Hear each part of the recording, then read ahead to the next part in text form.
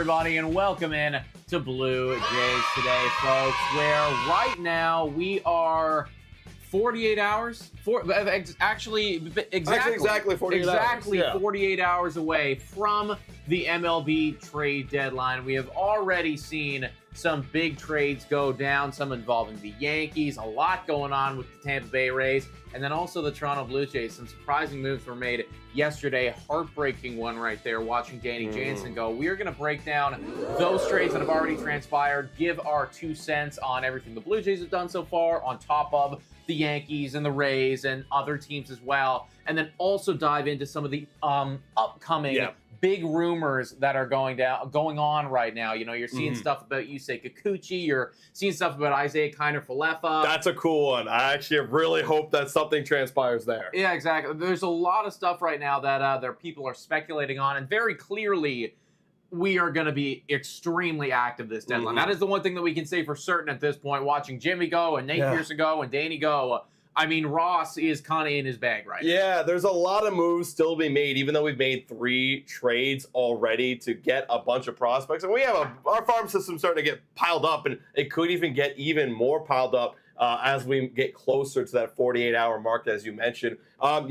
Dude, I do want to flash over here just to show, like, where the trade market right now is looking like for these Toronto Blue Jays players. As you can see, this is the updated board, everybody, for your Blue Jays. Danny Jansen, where he's gone. He's going to the Red Sox. We're going to break all of that one down, as well as the Nate Pearson one right there at the bottom over to the Cubs, because we were kind of away yesterday. Now we're together to talk about it on this platform. And then, of course, we saw Jimmy Garcia get moved. We're going to talk about all these other guys that are moving around, but I think it's very important that we collect our thoughts here now that we've had a day to reflect on what we got in the return for some of these guys. Let's first start with the big heartbreaker, Danny Jansen. Did you hear how he found out about it?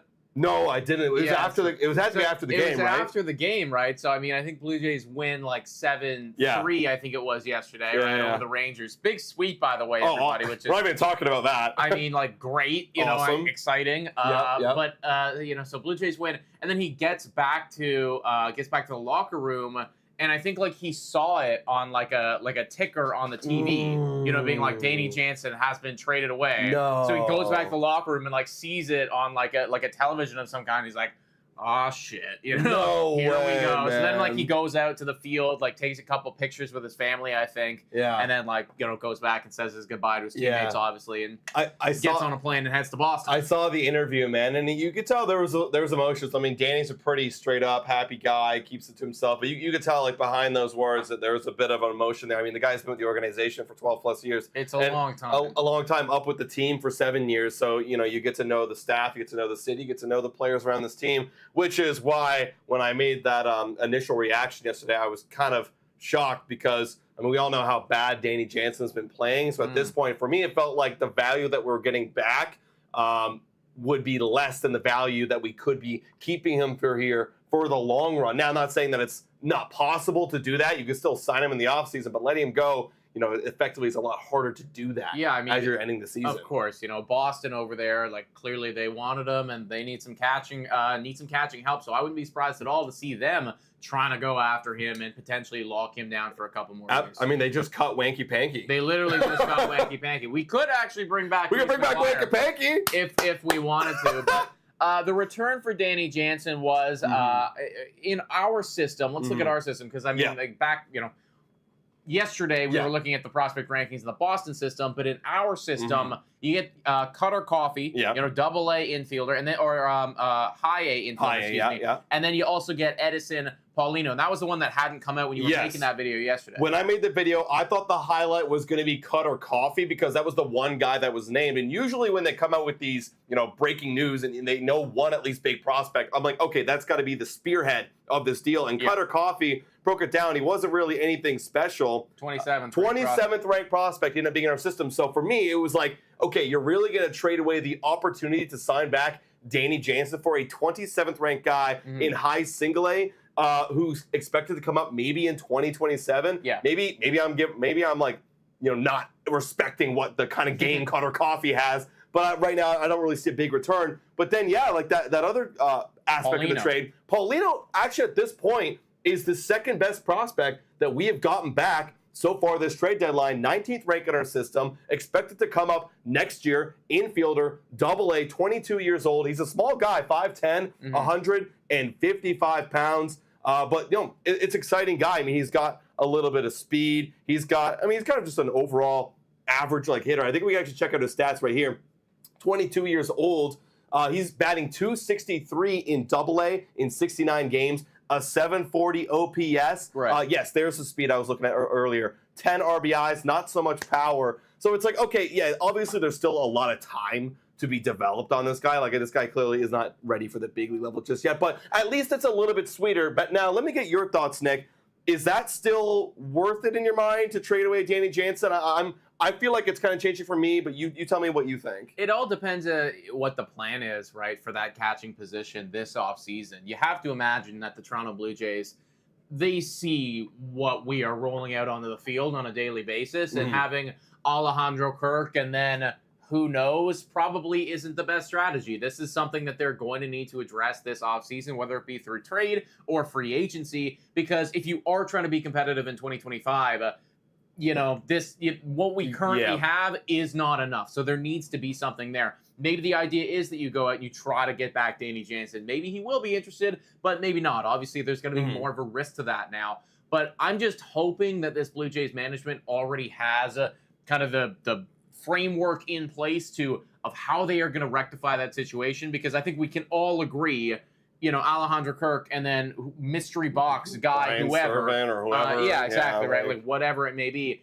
that is not enough. So as long as that's there and we are going to be addressing that, in a couple months' time, the next 2 months doesn't really matter because you're going to lose anyways. So, yeah, exactly. Finish out the regular season with whoever you want. But then come free agency, this needs to be a #1 priority. Yeah, and to play devil's advocate with ourselves, I've seen some comments about the Danny Jansen. Some people are very upset, like I was yesterday, but other people were saying, well, guys, he's an injured catcher who's batting horribly this year. Let's restart the clock on the catching position and maybe get somebody else.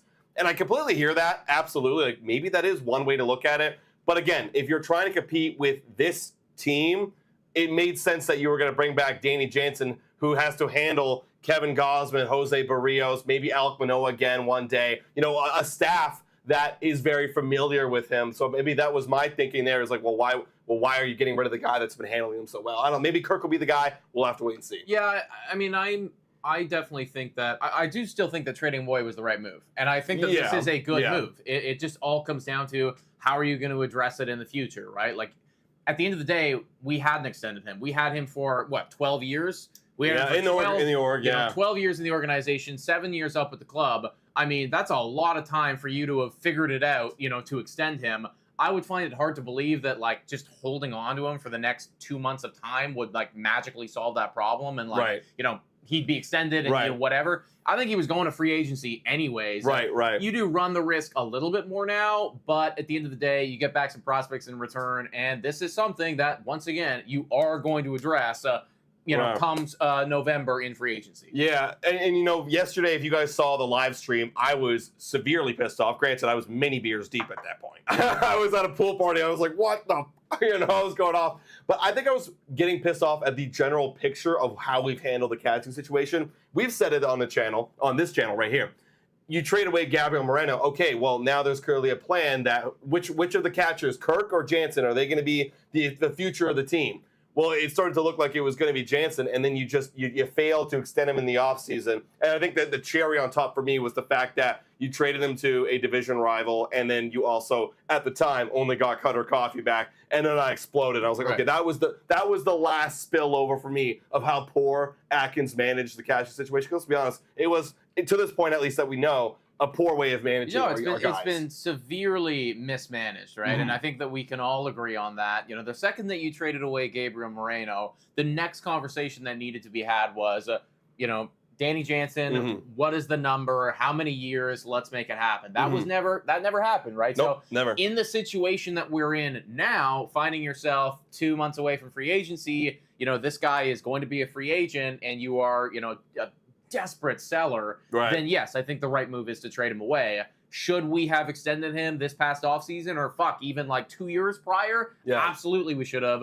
Now with the cards that you're dealt and you're looking at, what you have, this was the right move. But you're right. And to your point, it was severely mismanaged up until this point. I think my words were piss poor management over and over again for about the last 2 minutes of the video. Also, I see a lot of people in the chat right now talking about the Isaac Paredes trade, the Jason Adams trades. We're going to get into all that later. And I've seen a lot of you guys talk about the IKF stuff and the Chad Green stuff. Those rumors are coming. We're just going to address one more trade that happened down yesterday. If you missed it, Nate Pearson. He gets traded, shockingly, because we weren't even talking about Nate Pearson at all. There wasn't a single Ben Nicholson-Smith, Tadavidi, Keegan Hassan. I never saw his name pop up. I never thought about him either. I actually blanked him out of my mind completely because, just like the trade rumors, his performances were just something to forget about. And he came out of nowhere and made us all remember, hey, maybe some other teams think that Nate Pearson could be of a shell of him, or his former self, his number one prospect status. And the Cubs, they go and they make a trade for a Mr. Nate Pearson. And this one surprised me. You broke this down yesterday, Nick. What were your kind of initial thoughts on the whole Pearson thing? I kept coming back to the fact that Nate Pearson has great stuff, and that's undeniable. We can all say that the fastball is amazing. The command is an issue, but I can certainly see how potentially another pitching coach out there might look at a Nate Pearson and look at the fact that you have 2 more years of control with him after this one and go, okay, you know what? That's enough time for me to figure out how to fix you. This is an exciting problem for me because clearly the Toronto Blue Jays, we could never figure it out.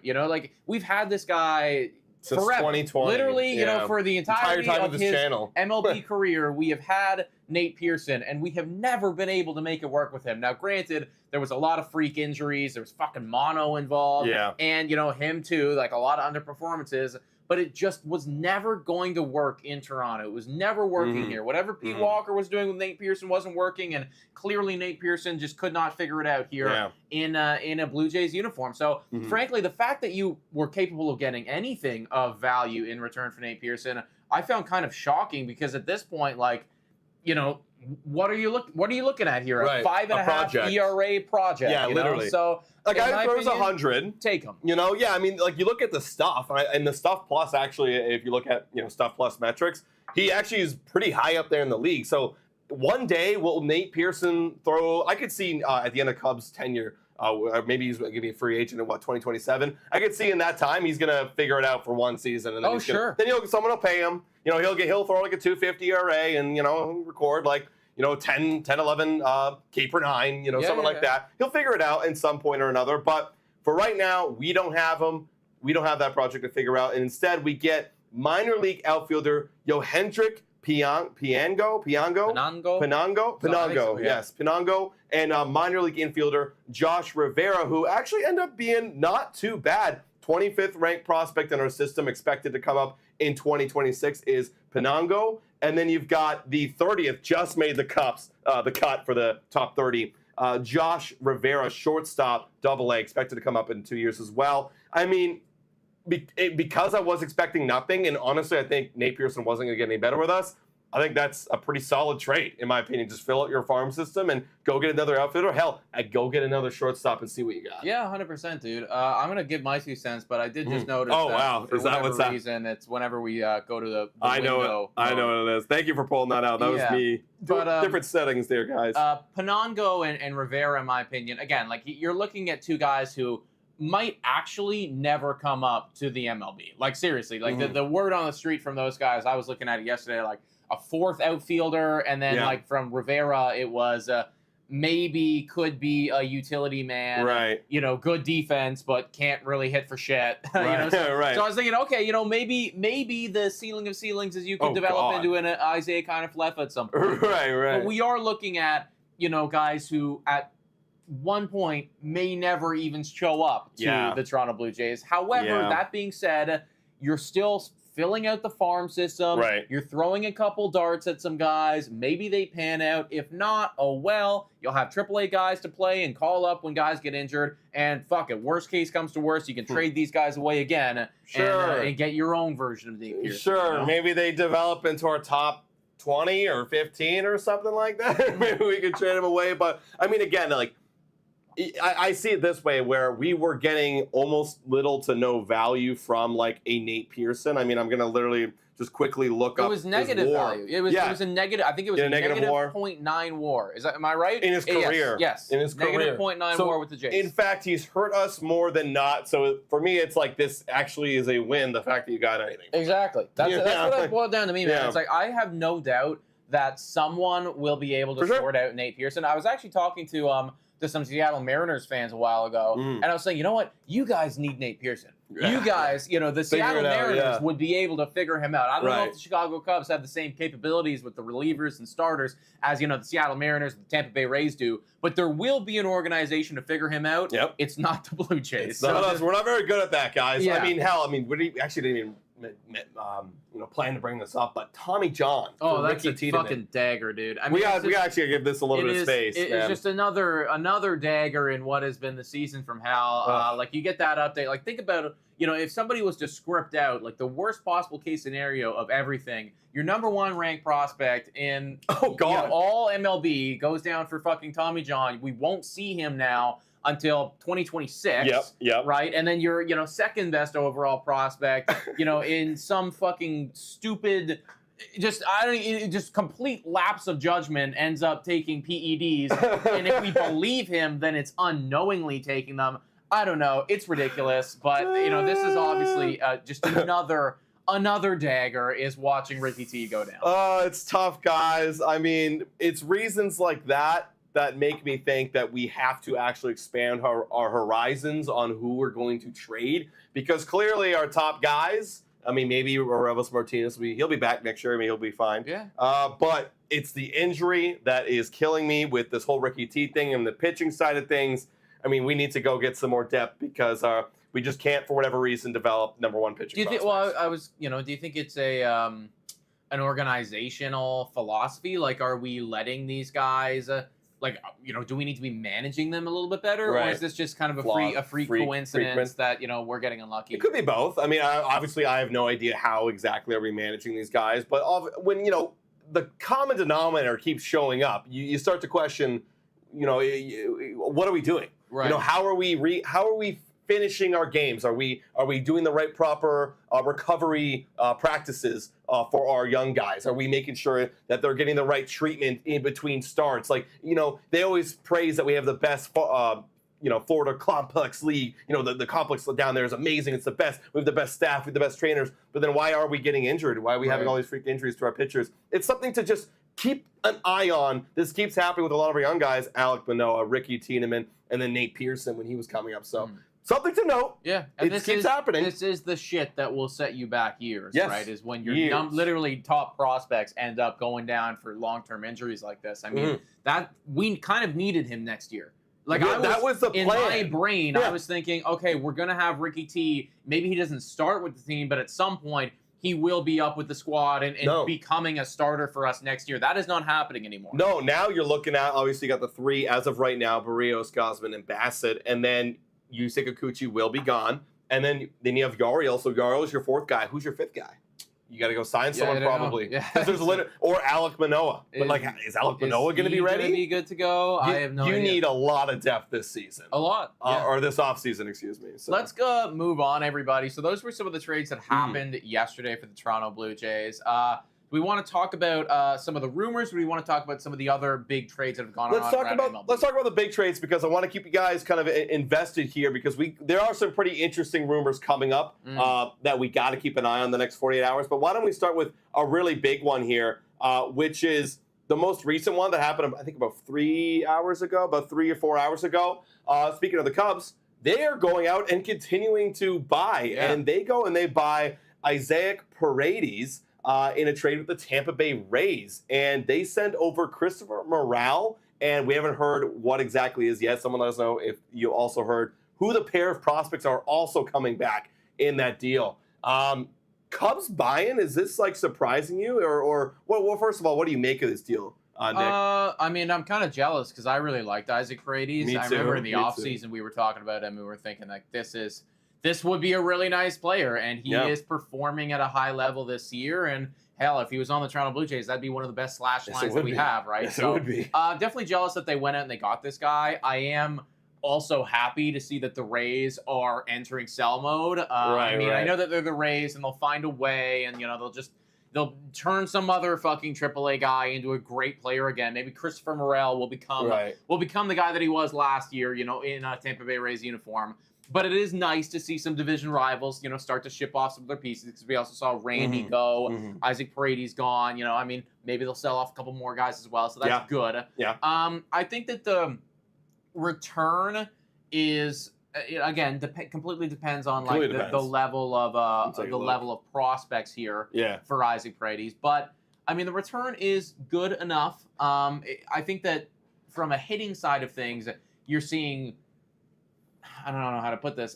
You're seeing much more of an emphasis right now on pitching and relievers, because some of the returns that we've seen for the relievers so far have been crazy. Yeah. Whereas an Isaac Paredes, it's good if you can turn Christopher Morel into what he was in years past. But that's kind of the big catch. Yeah. Here, Essentially, you're stepping down from Morel. Again, he's had a great year in the past. And then you're also getting a little bit more prospect value. I do think depending again on the prospects, I think if it's some decent middle tier prospects, I think it's a pretty good deal. Not going to lie, for the Tampa Bay Rays. You still get a good guy who can play every single day, and you get maybe some potential prospects coming through your system. And you know how good the Rays are with developing guys. Maybe it's a couple guys they really like. But I think for the Cubs, it also makes sense, because you're looking for a guy like Isaac Paredes who's consistent year in, year out, can thump, can put up a great slash line, and he's got some control too, right? He's only got one last year of control. I think he's a free agent in 2027. So getting that guy on your team for the next 3 seasons, when the Cubs have been looking for that push, their offseason right now, or the trade deadline, doesn't look like a complete sell. They're doing something very interesting where they're kind of retooling for the future, almost the immediate future. They're trying to get in faster in a more of a retool than a sell. I don't think they're selling at all. I think this is more of a buy. A buy for the future almost, right? They're not going in heavy as of yet, but it feels like, okay, if we lose this season, whatever, but at least we're setting ourselves up for the next season. Yeah, they're not buying 1-year players. They're buying multiple year contracts. Multiple year guys right now that they're going after. From that standpoint, I think that it makes sense, because you could go on to win a bunch of games and make yourself, get into a postseason berth this year. But if you don't, well, okay, no worries. We enter the offseason. The plan is clear. Right. We are going to be aggressive, and we're going to try to continue to get better and better in the next couple of years. So I think from a Cubs standpoint, they're doing the right thing. You know what? And in my mind, if the Blue Jays, bringing it back to the Jays, if they clearly haven't made this decision. Clearly they're selling as of right now. But if they were to do something similar, where they were kind of making smart buys to then set themselves up to extend their window, or get a little bit more value in the next immediate window, then I was like, okay, I'd actually be for this. I'd be for this if it made sense, if the trades were good. But obviously we decided to go the sell route, and I'm not mad with that either. But clearly the Cubs chose a different direction. Yeah, 100%. I do think that the Cubs are have a bit more of a sound, just core of guys than what the Toronto Blue Jays currently have right now. Yeah. But that was a big one right there from the Tampa Bay Rays. That was their second big trade, because we also saw Randy Rose. Actually, their third big trade, if you want to talk about the Jason Adam one. Jason Adam, let's do that one. This is a big deal right here, everybody. For anybody who's looking to get a reliever right now, you have to pay up. In fact, I was literally reading an article. The article was titled, "Want a reliever at MLB trade deadline? Be ready to pay. It may take more than expected." That is the title of the article that I was reading, and it's totally accurate, insane, because the return for Jason Adam, 32-year-old, with 2 more years of control, and playing some very good baseball, but the return for this guy was fucking through the roof. It was insane, man. The big guy in their system is what's his name right here? Who's the big guy in the system? Padres. You got it right there. No. It looks like Dylan Lesko. He right now he was a former top 100 MLB prospect. He did get bumped down this year, and he's now number 5 in the Padres system. But then you had Homer Bush, who is number 12. And then you have Gonzalez, who is literally number 8. So you're looking at 5, 12, 8. And the number 5 used to be a top 100 for a reliever. Now, granted, he's got tons of years of control. You've got 2 more years after this for a Jason Adam. And he's 32 years old. He's been good this year, very solid, 2.49 ERA with a whip of 0.894. But we know all about relievers and how volatile they can be in their careers. I mean, Jason Adams has been very consistent. He's had a couple blow-up years, but not too bad. But you're paying out of your ass for a reliever. Yeah. So what does it say about the Toronto Blue Jays when you got guys like Chad Green? That's right. Scott in the chat that's right now is saying it makes me want to trade Chad Green. Yes, it does. Even though he will be slightly cheaper. And I do agree with you. That's something that you got to factor in. Yes. Chad Green is not going to net the return of a Jason Adam because for a couple reasons. One, Jason Adam is probably better than Chad Green. And two, another additional year of control on Jason Adam. That being said, though, Chad Green is still playing some pretty good baseball. Dude, Chad Green playing almost better than Jason Adam. That's true, actually. Arguably better. The 1.74 ERA is phenomenal. The whip is under 1. It's at 0.903. You're looking 7 saves. You're looking for a closer. Yeah, 7 saves. Exactly, right? I know that the FIP and the Stuff Plus isn't extremely nice to Chad Green, and that is something that they've brought up on Sportsnet. Like, the FIP is over there almost at a 5. So, I mean, it's slightly concerning. So, again, I do think that you will be getting a lesser return than a Jason Adam. However, that being said, I mean, even if we got half of what it was that they paid for that guy, I am still completely thrilled. You giving me a top 10 prospect for Chad Green and maybe a top 15? Yes. Yes, please. Please, thank you, Smash. Dude, the crazy thing for me was the fact that they got a former top 100 prospect. Yeah. That's nuts. Yeah, it is. Right? And so, yeah, for me, it feels like it's obvious that you got to do it. I feel like this is a good segue. There's one more trade I want to break down, but this is a good segue, guys, because there are teams out there that are looking at a Chad Green. One of them being the Philadelphia Phillies, who have been very aggressive this offseason, or this trade deadline, excuse me, and they're ready to go back in and get some more. I think it's a smash trade. I know that the Yankees were interested in Green as well. Yes, they were. If multiple teams are interested, and we're getting close to the deadline, and there's not many good relievers left on the market, like once Tanner Scott goes, there's basically nobody left. So they're going to be looking at trying to convince the Blue Jays to flip Chad Green. Yeah. And if the price is right, you smash it. Well, I'd obviously prefer him to go over to the Phillies just because, I would love to see the Yankees in peril and not have to trade with them. And then try to beat Chad Green next year. And then try to beat Chad Green next year because there's an additional year of control that you got to factor in. I mean, that's the thing about the Danny Jansen trade. It's like he'll be gone after this year. I mean, it'll suck to see him in a Boston Red Sox uniform because obviously we will see him there before the end of the season is done. But ideally, I would prefer to trade over to the Philadelphia Phillies if I was Ross Atkins, if I was the one calling the shots, which, I mean, clearly I'm not. However, that being said, if the New York Yankees, who have been very active so far, going out and getting Jaz Chisum Jr., we're going to break that down very shortly. But if they want to fucking send over, if they love their guy, because he's obviously been very good in New York before, and they want to send us over a couple of their top-tier prospects, I will happily take those guys as well. Yeah, absolutely. There's something they should highly consider. Also, you brought this up. This kind of triggered something in my mind. Danny Jansen in a Boston Red Sox uniform. Guess when his return is to Toronto? It is in the last week of September. He will be back already, and you already know. The standing ovations. Standing ovations. Yeah. September 23rd, 24th, and 25th, guys. Go get your tickets. I'm not advocating. I'm not sponsored by the Toronto Blue Jays at all. Because if I was, I would be saying very different things about this team, clearly. But I'd go buy a ticket at this rate. Yeah. I mean, listen, there might not be a whole lot to cheer for moving forward after everybody gets dealt. But getting to see Jano one more time, honestly, even in a different uniform might be kind of fun, Yeah. Exactly. It's going to be all love right there. And clearly he will love the city of Toronto and probably put up a really good series against us. You got to hope so, right? I would think he might. I would think he might, folks. But yeah, Phillies are definitely a team to watch for Chad Green moving forward. And based on the market that's being set right now for relievers, we could actually see quite the haul coming back to Toronto. Absolutely. All right, last big trade that we've got to talk about, and it involves a division rival, and as well, you're going to see this guy in a Yankee uniform for the next few years. So get ready to get used to the name of Jaz Chisum Jr., who was a former Miami Marlin and now is a New York Yankee. And what's most surprising about this deal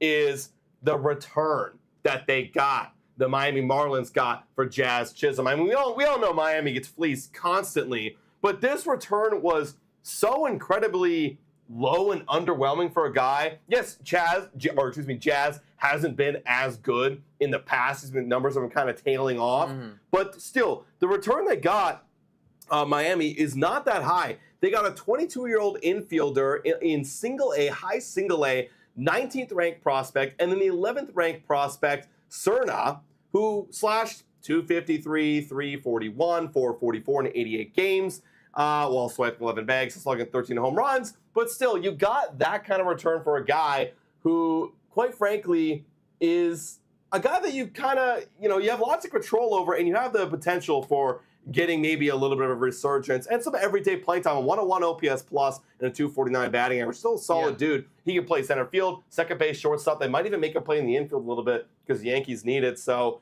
thoughts on this return? Yeah, I think it's weak, and I think that, you just saw another Miami Marlins fleece, and something that they might look back on in a couple of years and go, what the fuck? Like, why did you get rid of this guy? Why did we do that? Like, unless those guys turn into, solid MLB players, then I don't know. I really don't know what it was that you were doing here. Like, it felt like you just, traded him to trade him, right? Yeah, for nothing. And again, Jaz Chisum Jr.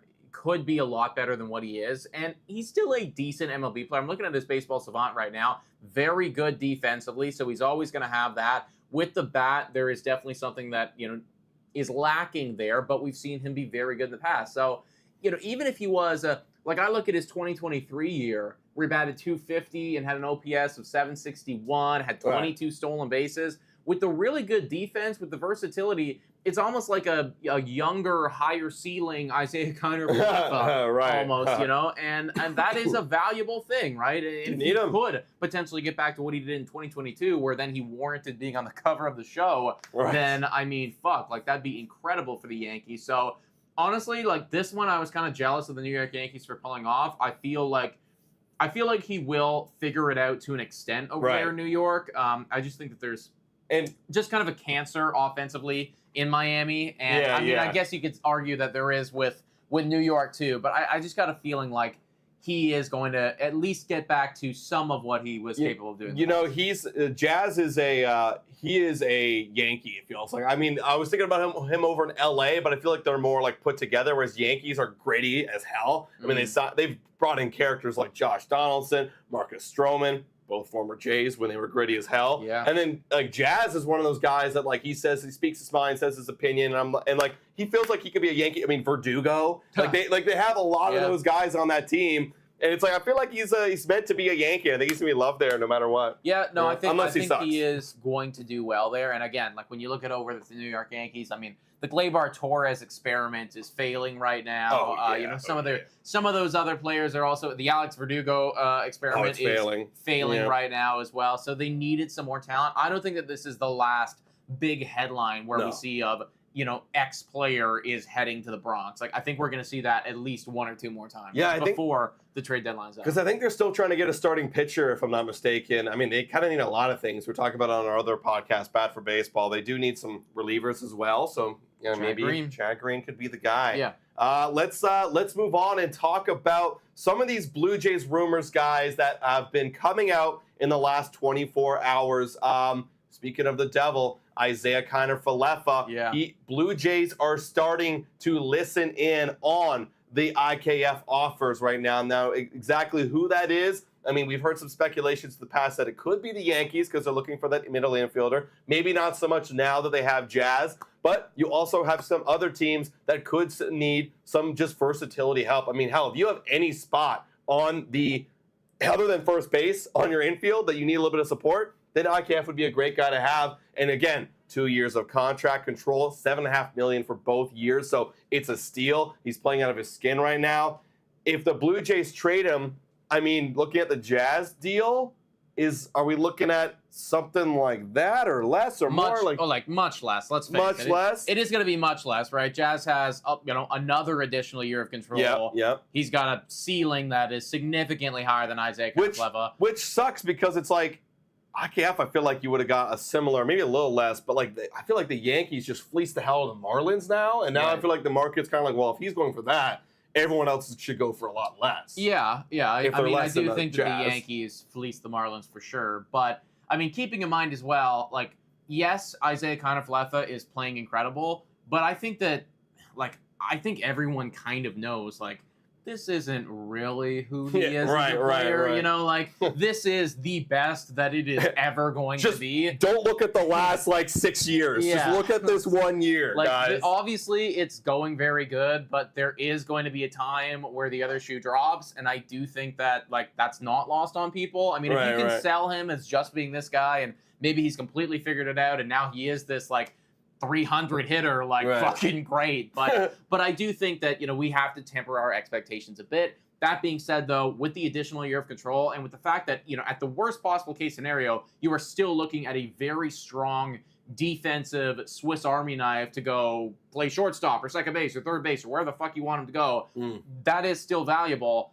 I think that you will get some type of prospect return, more than a Nate Pearson, probably more than a Danny Jansen. But I don't know if it's going to be quite as much as a Jimmy Garcia. No, not Jimmy Garcia. I feel like this could be our second most or highest return, I guess you could say. But we'll wait and see. I mean, we got to wait and see if the market heats up a little bit for an IKF kind of guy. I mean, I don't think, other than like some outfielders, and of course the Paredes deal and the Morale deal is weird because you're switching to big leaguers. Yeah. So for just a pure sell for an infielder, I don't know. Maybe there is a deal out there that I missed yesterday, but there hasn't been a deal like that yet. So maybe it's a little bit different market. Who knows? We'll see, man. I mean, I do think that IKF should go, and I think that this is, again, the highest that his value has maybe ever been in his entire career. Especially with the contract. Especially right? with the contract. Like, this is the highest it's going to be. And look, Ross, like, I know that you went out, you bought this guy, and you probably have attachments to him, and you feel like you did a really good job. But I think even Ross could admit, like, it will not get better than this, you know? Right. So we should trade him away when the value is at its highest. And it just comes down to a profit thing, you know? It's like, we bought low, we are selling high, right? This is how you get back to being a competitive team and building up that farm system. You buy low and you flip that asset, and then you bring in more assets that could potentially be better than that previous asset that you had later down the line, you know? Well, speaking of getting high assets in return, I'm seeing Scott in the chat saying, I think Kikuchi will be a high return. He continues to say Kikuchi should net a top 100 prospect, in my opinion. Wow. Scott, a little bit high for me. I appreciate the comment. A little bit high for me, but there are teams looking at Yusei Kikuchi right now. One of them being the Houston Astros. They're also looking over at Jack Flaherty. Now, granted, if I'm the Houston Astros, I think I'm going to stop in at Jack Flaherty I know first. Where I would want to go. I'm going at Jack Flaherty first. Much better season. He's been killing it as of late. And that's the thing. The big thing to note there too is it's lately. You know, it's like because he started bad and then he turned it on. Really good. And then whereas Kikuchi did the opposite, started great and now he's fallen off. And if you're going for that playoff push, like, I want the guy who's doing it right now. And especially the overall season-long numbers. Kikuchi's ERA is, I believe, 4.7 since it's not. I think it's 4.75. 4.772. Yes, it is 4.75 right there. Is sorry, I was looking at his career. There we go. But yeah, 4.75. Jack Flaherty's much better. And we saw, a comparison trade with James Paxton, excuse me. Granted, he was cut by the Dodgers, so sent over to the Boston Red Sox. So a little bit of a different, trade in that mind. But still, Kikuchi, I don't think is going to net you a big return, especially when you got guys like Jack Flaherty on the market. However, you never know. Maybe Flaherty is going to cost an arm and a leg, and the Astros go and they pay half of what they were going to give over to Flaherty and give you back Kikuchi. So just out of curiosity, I was looking at the ERA leaders on the season, and obviously this is all qualified guys, so it doesn't include relievers or anything. Oh goodness! But actually, Yusei Kikuchi has the 8th worst ERA in all of baseball among qualified starters. Wow. So, and then you got Kevin Gausman 10th. Wow. Yeah, there is quite a couple Blue Jays. Jose Barrios 21? Chris Bassett down here 25. Oh, Jesus Lord. There's quite a lot of Blue Jays actually on this list, which is shitty to see. But keeping in mind, when you're talking about that return, you're looking at a guy who has 2 months left on his contract, who is actually the 8th worst qualified pitcher in all of baseball. When you're looking at some of these other guys here, these are not names that you want to be around. I mean, Patrick Corbin is leading the group. You got Griffin Canning. You got a lot of guys on losing ball teams right here. So, again, I would love to see a big return for Kikuchi. I would love for somebody to pay out their ass and think, like, you know what? we can fix him. We know what's wrong with him. We can turn him around immediately. But you have 2 months. You don't really have time to be projecting. Yeah, you need a guy to compete. Right? Ultimately, you are looking at, if you were to trade for Yusei Kikuchi, you are looking at a depth piece right now to come in, be your 5th starter to help you weather the storm of injuries up until playoff time. If you are the Philadelphia Phillies, for instance, not saying that they're going to trade for them, but for the Phillies, you don't want Zach Wheeler to get hurt. You don't want Aaron Nola to get hurt. Let's limit their workload a bit. Give some more work to fucking Yusei Kikuchi because he's not going to play for us in the postseason, most likely. I mean, there's lots of teams out there that actually need some pitching depth. I mean, the Dodgers need pitching depth. Yankees looking for one more guy. The Mets lost Kodai Senga. I mean, he didn't play all year, really, but they were expecting him to come back, and now he's gone. So it's like, okay, maybe you go add a lefty in that regards. And again, the Houston Astros need a little bit more depth as well. So again, that's all it is. So with that being said, because it's depth and it's not like, the only high demand is the fact that other teams are looking for also depth. So I think Yusei Kikuchi, amongst all the players, of the 1-year guys, just the 1-year guys, I mean, he should give you the second highest return. He'll give you something, right? It's not. Something. I don't expect a top 10 prospect back here. I don't really expect an MLB ready player back here. But I mean, again, like, take what you can get, right? This is a seller's market. Yeah. And because it's a seller's market, like, really, other than the Detroit Tigers guys like Tariq Skubal and Jack Flaherty, there's not a whole lot of other starting pitching out there that you can reliably trade for. Yusei Kikuchi is one of that, and even though he's not great right now, you should be able to get something back. Side note, I just thought of this. Once Kikuchi is gone, who the hell is going to pitch? I mean, Bowden Francis is actually starting one of the split games tomorrow against the Orioles, the doubleheaders. Yeah. I guess it's Bowden Francis now a starter. You're going to be looking at, for the Toronto Blue Jays, it's going to be like a Bowden Francis. I mean, we flirted with Apollo Espino. Probably call up Espino. Chad Dallas could do something. Again, this is audition season. Shout out and thank you to the person that just subscribed. Dylan plays hockey. Enjoying the live stream, by the way, please hit the like button. Smash the subscribe button. We haven't said it yet, but we are going to be live tomorrow evening doing something very similar. And then literally from 10 a.m. to 6 p.m. on Tuesday, the entire trade deadline, we're going to be live on this channel as well. So just have us on in the background, whether you're at work or whatever you're doing. Check in with us throughout the day. We're going to be covering everything. So I lost my train of thought there, but essentially, Kikuchi is going to give you back, like, literally something. And you're going to have to do it because we weren't planning on really. I mean, he actually is open to an extension. Like, he did, I can't remember, or not extension, a re-signing. I think he said he liked playing for Toronto. He's going to miss his time here, blah, blah, blah, blah, blah. He's very emotionally upset. So, I don't know, maybe. I mean, he lives out here, so maybe he's, like, more willing to try. I don't know. I have no idea. To come back to Toronto. To come back. Would you interest at all? A 1-year deal for Kikuchi, maybe flip him again? I'll be honest, man. I don't, like, now, without Ricky Tiedemann, it might be a necessity thing. It might just, 1 year. Just a 1 year. But, like, getting Yusei Kikuchi back, like, the whole goal is to try to be competitive next year. And, like... Are you saying Yusei's not good? No disrespect to Yusei Kikuchi. I love Yusei Kikuchi. I love wearing my Cooch's loose shirt. But in the time that he spent with Toronto, right, you're looking at a 5.19 ERA in his first year, a solid year last year, a 3.86, but then in 2024, reverting very much back to that 2022 ways. It's been really bad recently. So, again, like, out of necessity, you might just fucking have to get him because, like, there's no one else, and we need somebody to pitch innings. Right. But if the whole goal is we're trying to be competitive and win one last time with Vladdy and Bo, is Yusei Kikuchi going to be the guy to push you over the edge? Absolutely not, in my opinion. No, probably not. But if he does come back, maybe we'll trade him again. I mean, if you can look, I don't think that you're looking at a guy who has got the 8th worst ERA in all of baseball right now. So realistically, hitting the free agency market, he is not going to be very expensive at all. So if you're really trying to save, like, pinch pennies or anything like that, then sure, fine.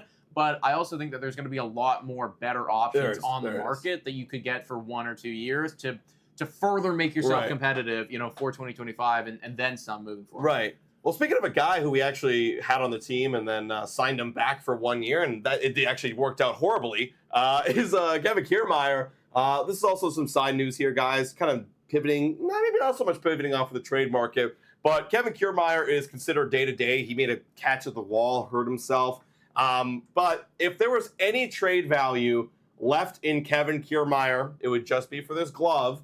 But if he's hurt now after making a catch, then most assuredly he will be off the market and most likely will not be getting traded this deadline and might actually finish his career as a Toronto Blue Jay. So that's the update there. Yeah, I think there's just no way for him to go at all. I didn't think that he was getting moved regardless of this injury or not. Like, I really thought that there's just, at the end of the day, like, other than that couple highlight reel plays that he makes out there in center field, there is no value there. Like, I think that, I say this almost every year with one Blue Jay player, but I think I'm serious right now when I say I don't know if I've ever seen a worse at bat in my life. I've never. I agree. Than Kevin Kiermaier. Like, we've seen some fucking bad at bats too. Like, we've seen it with Kevin Biggio had some horrendous ones throughout the year. These are awful. Here's the thing. Kevin Biggio actually has an idea of what he's doing in there, right? Like, is it a good idea? No. He's not attacking his pitches, but when he commits to a swing, he actually swings the bat fundamentally well. Doesn't make contact because he's late or he's not looking at the right pitch or blah, blah.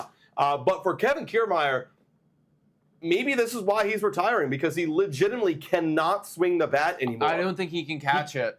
He just cannot. Yeah. His body cannot catch anything. It's too quick. It's too quick, man. It's like granted, it's like going us out there. He can catch a fuckload. He can catch a ball. Not when he can't catch it with the barrel. The glove is much different. Like, it's literally like if I played baseball out there.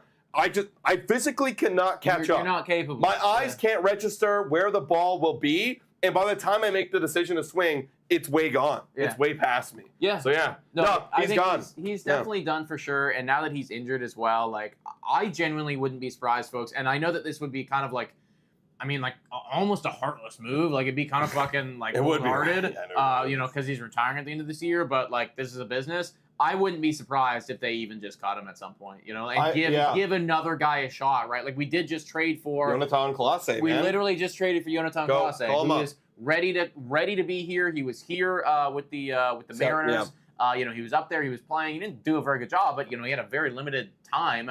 That guy has much more future than Kevin Kiermaier does. Yeah, maybe I think Jonathan might actually get a chance in September. Give this guy a little bit of chance. I think there was a Seattle Mariner fan that was out there saying, like, we rushed Clase up because, again, they were so desperate for offense. Yeah, there was injuries. There's a bunch of other shit. Just so desperate to find any offense. So I think he might be, even though he says ETA 2024, I think that's just because he hit the big leagues. Right. Like, he probably is a year or two from being like, okay, you're a big leaguer. You know what I mean? But maybe he gets a chance in September. It's audition season, right? It's audition season. That's actually, that brings me back to what I was thinking about Yusei Kikuchi. When you trade away Yusei Kikuchi, we're talking about Paulo Espino. I could also see, you know, and I think it would make a lot of sense, a Chad Dallas coming up, right? This is audition season. It's audition season. We don't care. Come, throw. We need to find people for next year. You know, if for whatever reason, I don't think this would happen, but Chad Dallas comes up and has the best fucking 2 months of baseball and puts up a, you know, 2 ERA in 8 starts. It's like, you have okay, well, you are now going to be a potential guy for our rotation next year, right? You're coming in spring training with a legitimate potential. With a shot of making the team, seriously, right? Like, I think that's where you're at. So,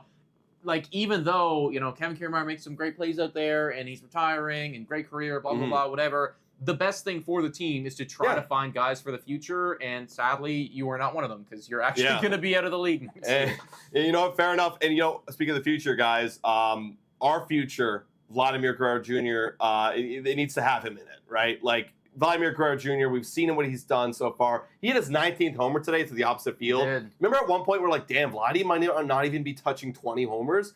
Now he's on pace for 30. He could get there. He could legitimately get 30 home runs to see, if not more, at the rate he's been going on the last month of baseball. So with that being said, Vladdy actually said this in regards to the trade deadline. This is by Bleacher Report.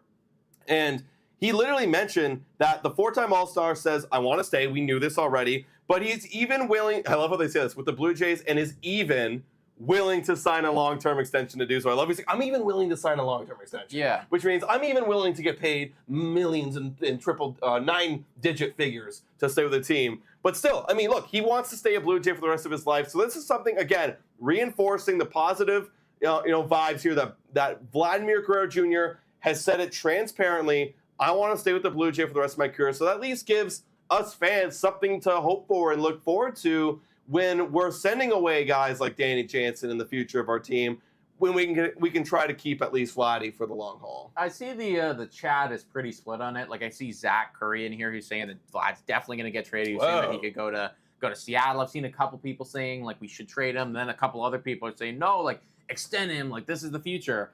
You know, for me, like again, I've always felt like it's a value thing. Like you listen to any conversation. If somebody calls you, if the Houston Astros call you, or the Seattle Mariners call you, I mean, you listen to what they have to say. And if the offer blows you away, then you do that, right? You do. But I also think like listen to what Guerrero's saying too. Like why aren't we doing this? Like how often does it realistically happen where the player is putting all of his cards on the table? Dude. He's losing value by doing that. Like the smart thing to do for Vladimir Guerrero Jr. is to hold all of his cards like this because then it's like, well, from a Blue Jay standpoint, well, does he want to stay here? Does he not? Yeah, we got to pay him more to get him here. He just said outright multiple times, I want to stay here. I don't want to get traded. I want to be here long term.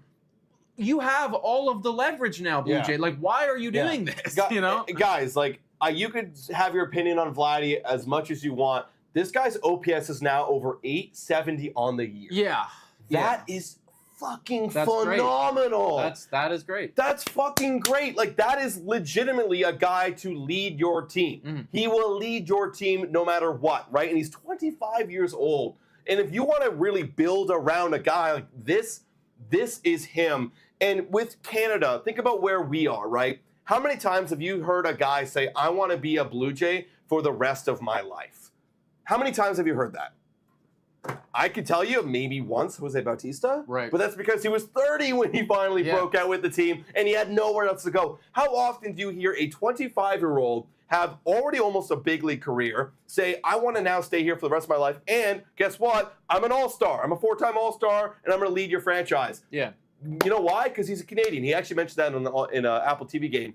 He was born here. He wants to honor the fact that he's Canadian. His dad played for the Expos. That's so rare that those stars align. Yeah. All-star and has connections to Canada, wants to play here forever. So do the right thing and extend Vladimir Guerrero Jr. Well, you know what? It comes back to some of the incompetence of this management, man. Because, I was just thinking as you were talking about that, like, think about Juan Soto, for instance. Juan Soto, he's doing the right thing in terms of his value. I'm sure he's had conversations with his agency. He has said nothing about, being a Yankee forever. Nothing. He said nothing about that. I mean, he's playing out of his skin in the pinstripes, which we all knew he was going to do anyways. Yeah. But Juan Soto is going to hit free agency. However, if Juan Soto had come out and said, you know what, I love it here in New York. I would love to be a New York Yankee for the rest of my life.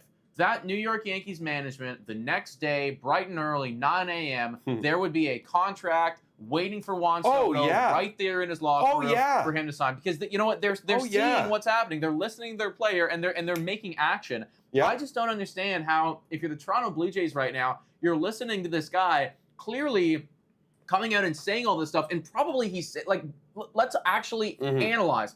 Why is Guerrero saying this right now? Because it is trade deadline. he doesn't want to get moved. Exactly. It is trade deadline. He sees the writing on the wall. Danny just left. Jimmy just left. The people are fucking dropping left, right, and center. Yeah. He's thinking to himself, I could go any day. I don't want to go. Yeah, literally. I am actively telling you guys, if you offer me a contract, I will fucking accept it. Yes. What are we doing? I don't understand why. Like, why? Now, what is the fucking roadblock here? Now, I see some people in the chat being like, an 870 OPS is not. I said it's phenomenal. Some people are saying it's not phenomenal. Well, let me just ask you this: there's 30 teams in the MLB. Do you want a guy who is 16th in OPS in MLB? So it's literally you are a middle tier number one player on your team. Doesn't matter. You're a number one player on your team, right? Now, granted, some of these teams have multiple of these guys, and that's what makes you phenomenal, but that's why we got to keep one of these guys around, so then when we eventually try to compete, maybe we get lucky and we find another guy who's going to be an all-star, and that will be our team for the future. Yeah, it's a no-brainer for me. It's a no. Look at who's around, right? Yeah, exactly. I mean, like, look at the names, right? Look at the names. These are really quality players. He's not that far off from Freddie Freeman. Year, right? I mean, like, that's a player that you would pay any amount any amount that he says, like, you give it to him and you're happy about it. I mean, offensively, I know defensively there's been some concerns. Offensively this year, ever since he cut his hair, Guerrero has been a top 20 player in baseball, right? And again, not more. He's been phenomenal. We need more of those guys. Like, I'm not saying that, like, sign Vlad and we're good forever here. Like, I don't know if Vlad is of the same caliber as a Juan Soto or an Aaron Judge. In fact, I'll be completely honest. I don't think he is. No. But even they need people, right? Like, they need each other, and we need to add more people, right? how would Vlad's numbers improve if he had a Freddie Freeman batting behind him or batting in front of him, right? They probably go up because now you got to deal with two people. He's doing this all by himself right now with fucking sandwich between Justin Turner and Spencer Horwitz here, right? Yeah, I love Horwitz, but still, seriously, come on, guys. Right? Like, what is this? So. I mean, Guerrero is a great player. I think that you have to give him all the money at this point. Sophie's saying, I would give him all the money. Yeah. You sign him for 10 years or whatever it is. You give him 300. You're happy about it. You have your guy for time. And then you fucking focus on everything else. I just think it's one of those decisions. We spend a lot of time on this channel, kind of thinking analytically and thinking about the future and planning and all this stuff. It's one of those things where it's we don't even need to think about. It's not that complicated. It's a player. He's the face of your franchise. He wants to carry your franchise for the future. Do you want to have? Do you when you hear that as a fan, and then your management goes, "Well, screw you guys. Let's trade him." You go, "What the? I hate you." Right. I legitimately would despise the Blue Jays for doing that. Imagine thinking about the Green Bay Packers. Oh, I know. Jordan Love. I want to be a Packer. Let's sign this deal done. I'm ready to get it done. No, actually, we're going to trade you away because you're at your highest value right now. It wouldn't make any sense. What are you doing? Yeah. Why are you doing this? I get it, man. It is stupid, right? And I do worry that the Toronto Blue Jays are doing a similar thing with Guerrero that they did with Danny Jansen, right? I'm sure Danny would have loved to stay with this team, right? Sure, yeah. Danny's always talked very positively about the Toronto Blue Jays and being here his entire MLB career. If you would have had serious conversations with him, and I mean serious, right? You got to come in with an actual offer. Yeah. You can't just, completely try to sell these guys short. But if you would have had serious conversations with him this past offseason, I'm sure you could have got something done. Mm-hmm. Guerrero is coming out and he's saying that he wants to be here, forever, effectively. He's saying he loves this city. He's saying that he loves this team. There will come a point, though, and he's totally in his right mind to do this. Mm. There will come a point where he gets frustrated. And there will come a point, maybe even this offseason where he goes, you know what? I just put up an 870 OPS last year. Yeah, I just put up an 870 OPS. I just got off the phone with my agent. He tells me if I do that again, I'm going to get $350 million. Right. And I could go wherever I want. This team that I've actively come out and said I want to be here with for time refuses to give me this number. Yeah. So, you know what? Yeah. Maybe fuck it. And he's to his credit, I would do the exact same thing if I was him. I'd do the exact same thing. And that's just, again, going back to this management and the incompetence sometimes of making the easy decision. This is one of those easy ones, guys. Yeah. Drive the runner home. And drive the runner home. Martin brings up another kind of good point here. Didn't even really consider this at all. I'm just thinking about Vladdy being a Blue Jay for the rest of my life because I love him. Saying, gotta sign Vlad. It will attract other big name players. Facts. Right. If we don't have a Vlad Guerrero, who the hell is going to want to play on the Blue Jays? No one, man. No one. Who's hitting runs? Who's driving homers? Nobody, right? It's you got to bring in Vlad to be you know what? I like Vlad. His name's getting around the league. Everyone loves coming and seeing what Vladdy can do. Mm-hmm. I want to go and play next to that guy in the lineup. It's simple as that, guys. Get it done.